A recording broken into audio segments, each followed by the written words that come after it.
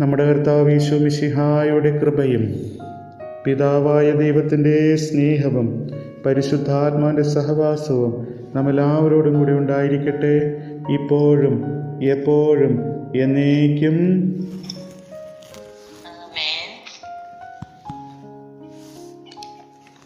യോഹന്നാൻ്റെ സുവിശേഷം 4-ാം അധ്യായം 34-35 വചനം വായിക്കും.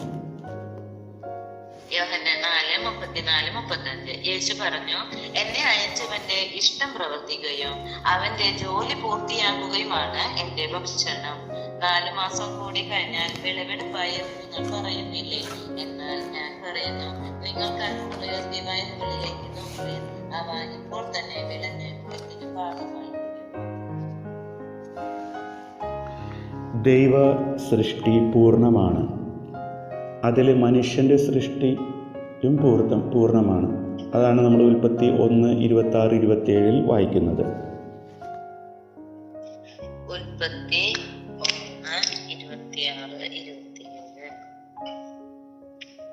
ദൈവം വീണ്ടും അരുളി ചെയ്തു, നമുക്ക് നമ്മുടെ ഛായയിലും സാദൃശ്യത്തിലും മനുഷ്യനെ സൃഷ്ടിക്കാം.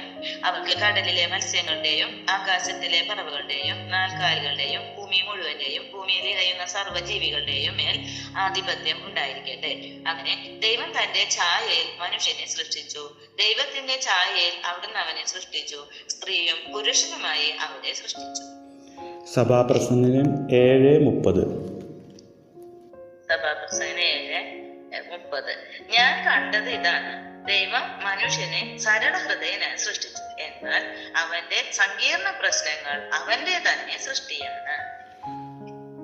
ദൈവം മനുഷ്യനെ പൂർണ്ണനായി സൃഷ്ടിച്ചെങ്കിലും അവൻ്റെ പാപം മൂലവും അതുപോലെ തന്നെ ശരിയായത് ഉപേക്ഷിച്ചത് മൂലവും അവൻ അപൂർണനായി മാറുകയാണ് ചെയ്യുന്നത്. ഇനി റോമ 5:19.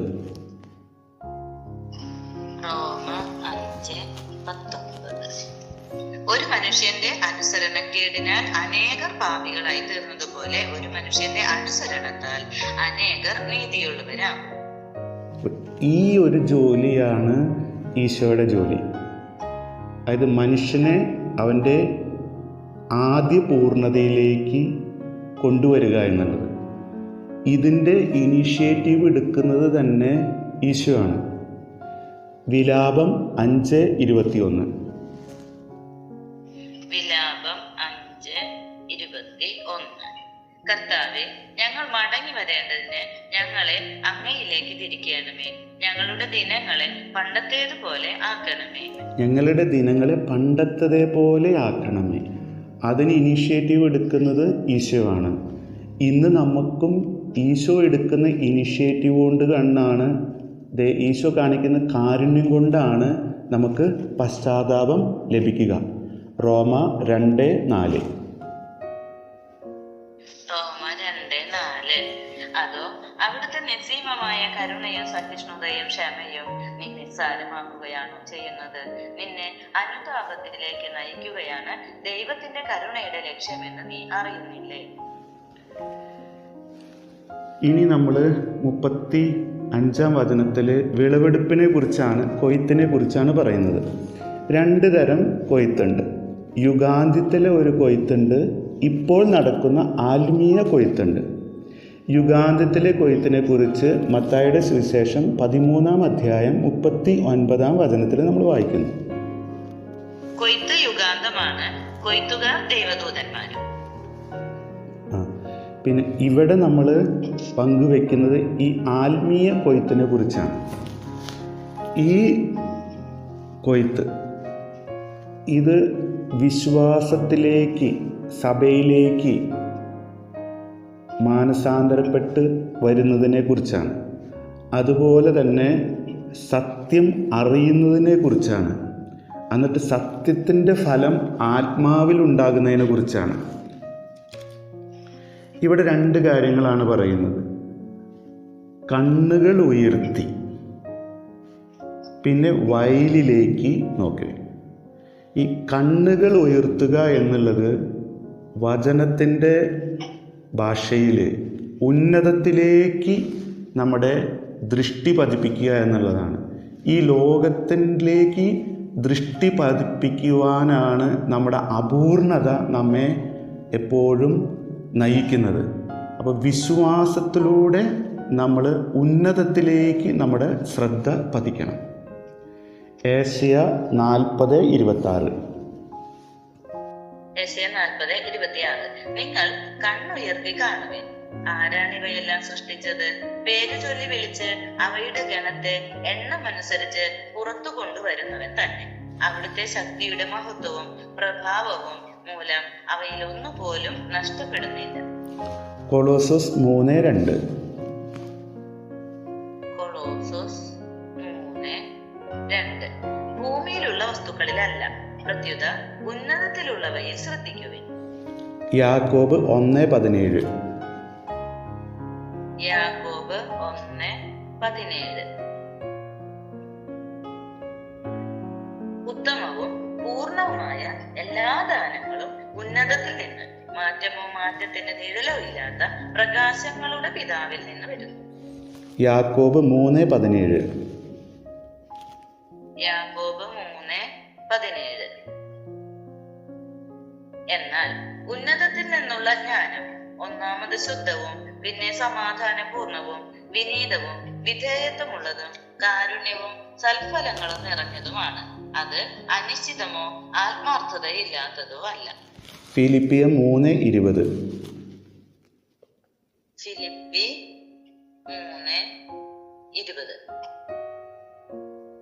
ഭൗമികമായത് മാത്രം അവർ ചിന്തിക്കുന്നു, എന്നാൽ നമ്മുടെ പൗരത്വം സ്വർഗത്തിലാണ്.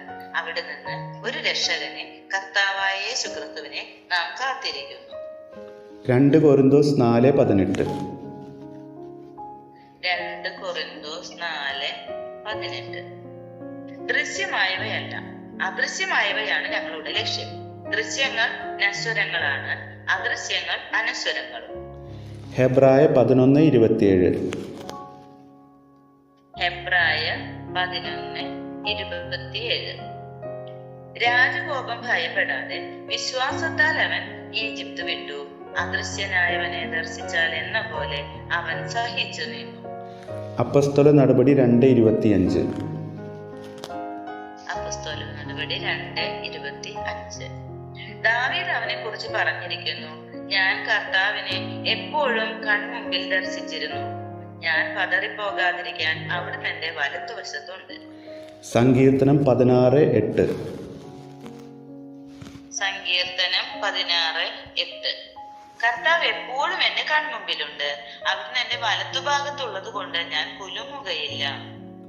ഇനി നമ്മൾ എത്ര ആത്മീയമായിട്ട് വലുതായാലും, എത്ര ശ്രേഷ്ഠ പദവിയിലെത്തിയാലും എളിമയോടുകൂടി ഉന്നതത്തിലേക്ക് എപ്പോഴും നോക്കിയിരിക്കണം. അല്ലെങ്കിൽ എപ്പോൾ വേണമെങ്കിലും നമ്മൾ താഴേയിലേക്ക് പതിക്കാവുന്നതേ ഉള്ളൂ.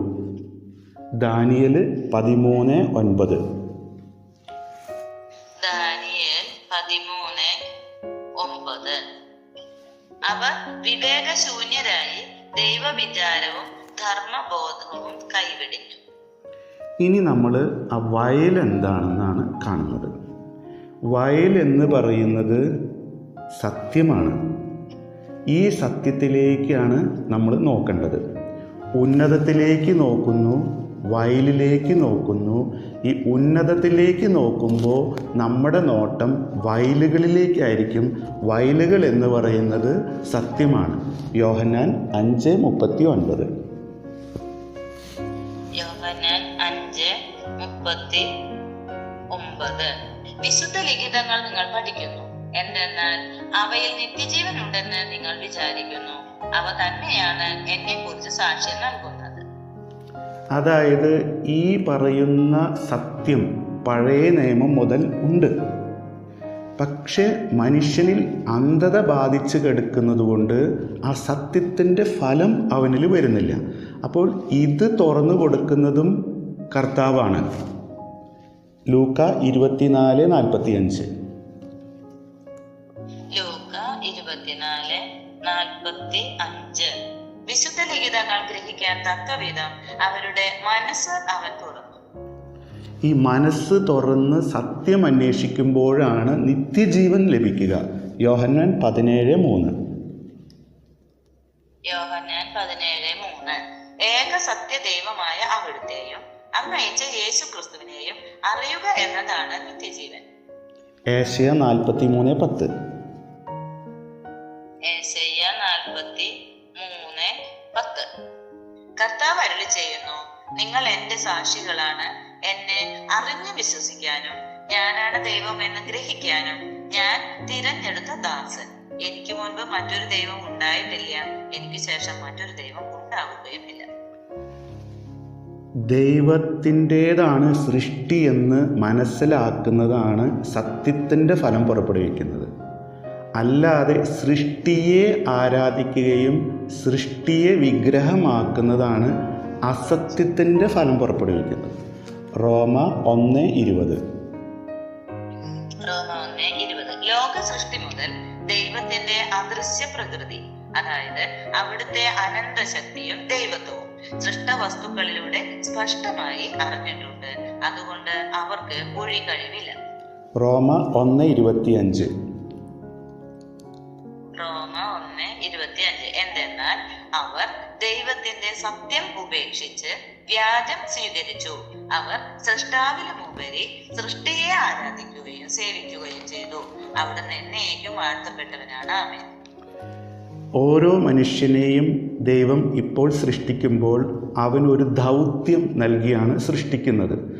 ആ ദൗത്യം ക്രിസ്തുവിൻ്റെ ദൗത്യത്തോട് ചേർന്ന്, അതായത് മനുഷ്യനെ പൂർണ്ണതയിലേക്ക്, സ്വയം പൂർണ്ണതയിലേക്കും കൂടെയുള്ളവരെയും പൂർണ്ണതയിലേക്ക് നയിക്കുക എന്നുള്ളതാണ് യഥാർത്ഥ ജോലി. എഫേഷ്യൻസ് 6:7. മനുഷ്യന് വേണ്ടിയല്ല, കർത്താവിന് വേണ്ടി എന്ന പോലെ സന്മനസ്സോടെ ശുശ്രൂഷ ചെയ്യാം. കൊളോസസ് 3:23-24. കൊളോസോസ് 3:23-24.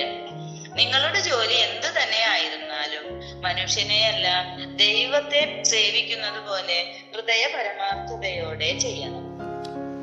നമ്മുടെ പ്രഘോഷണം, നമുക്ക് ലഭിച്ച ദൗത്യങ്ങൾ, നമ്മുടെ ജീവിത ശൈലികൾ നമ്മളെയും മറ്റുള്ളവരെയും യഥാർത്ഥ അനുതാപത്തിലേക്ക് നയിക്കുന്നുണ്ടോ?